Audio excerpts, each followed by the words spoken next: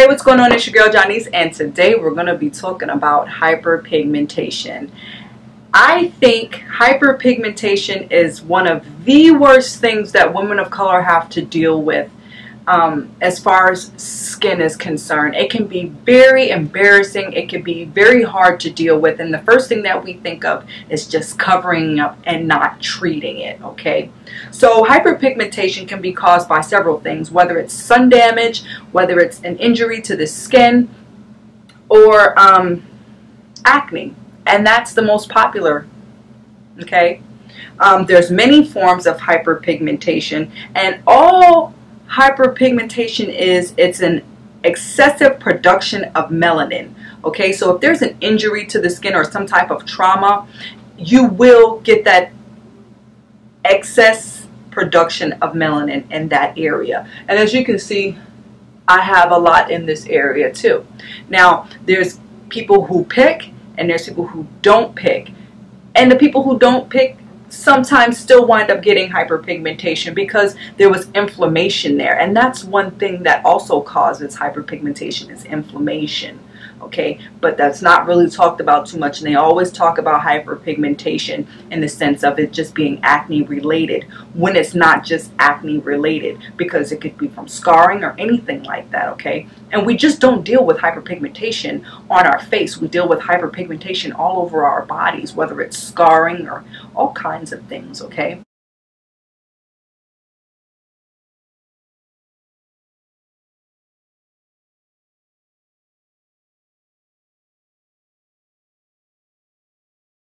Okay, so let's talk about ways to avoid hyperpigmentation. Sunscreen will be your best friend. It doesn't matter what color you are. Let's have this conversation. Let's keep it 100 and not, you know, people always say, oh, you're this, you know, I'm always really pushing sunscreen because sunscreen is so important.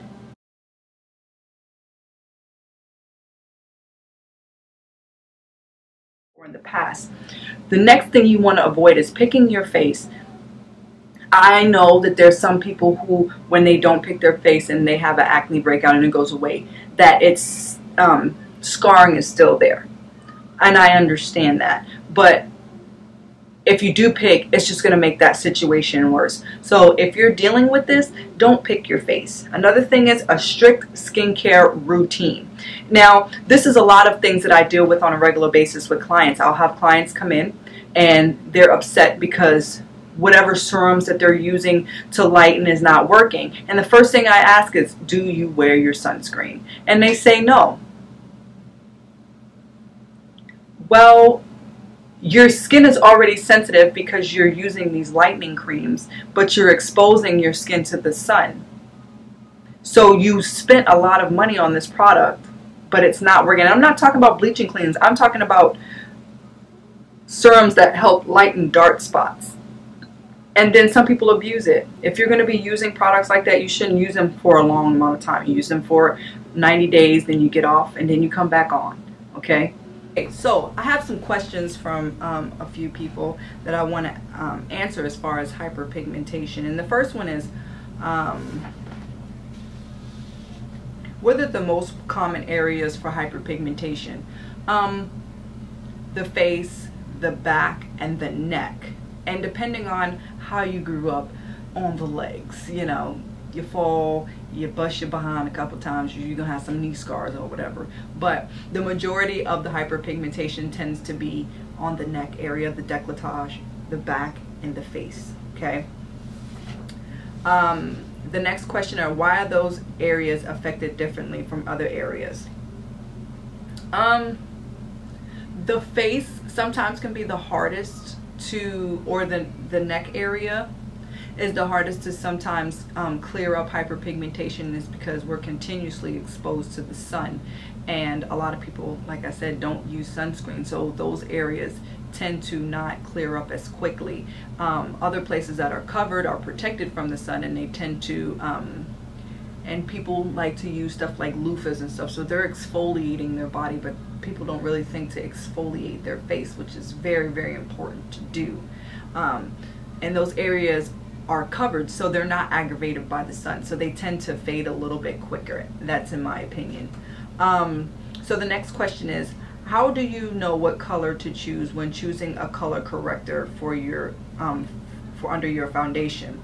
Okay, orange cancels blue or black. Okay, so any orange corrector for women of color is a lifesaver. Now, peach tends to be for people, you know, lower on the Fitzpatrick scale, and the darker you are, the brighter the orange, if that makes any sense to you.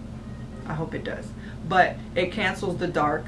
So even like you know, people who have drag queens, they do a lot of drag shows, and they'll have a 5 o'clock shadow. A lot of them use orange lipstick to cover up their 5 o'clock shadow and then apply their makeup. There's nothing wrong with using a little bit of lipstick, but I do tell people who tend to be more on the oily side to actually get a color corrector for their skin type. Okay, but orange is the woman of color's best friend. Well, let's just say it's anyone's best friend, okay, because a peach would be for someone lighter or Caucasian on the Fitzpatrick scale, but orange is the woman of color's best friend. Okay, so the next question is there any way to prevent hyperpigmentation? And we talked about that at the beginning of the video. Of course, there's several ways. Treatments, there's peels, and I've talked about that in the past. There's alpha and beta hydroxy acids are your best friend. You know, look for the ingredients in your products that are going to be beneficial in helping skin rejuvenation.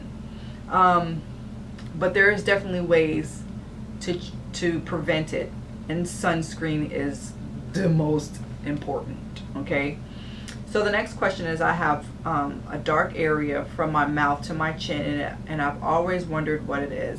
When I wore foundation, I had I got a bit darker from that area and lighter upwards. Too stressful, so I stopped wearing it. Now I just walk around with a 5 o'clock shadow. My question is, where did it come from, and how can you make it go away?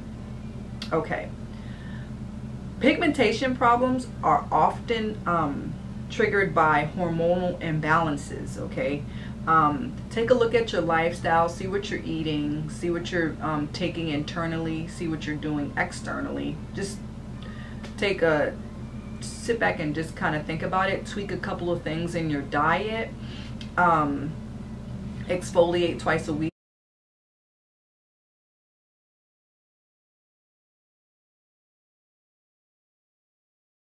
Sunscreen is your best friend, and if you do want to, you know, cover it up, or you feel you want to wear some foundation or something like that, a color corrector is your best friend.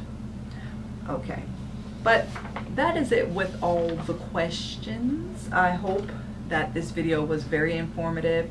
If you guys have any questions, or have any topics that you want me to talk about as far as skincare, just leave it down in the comments below. I will talk to you ladies later.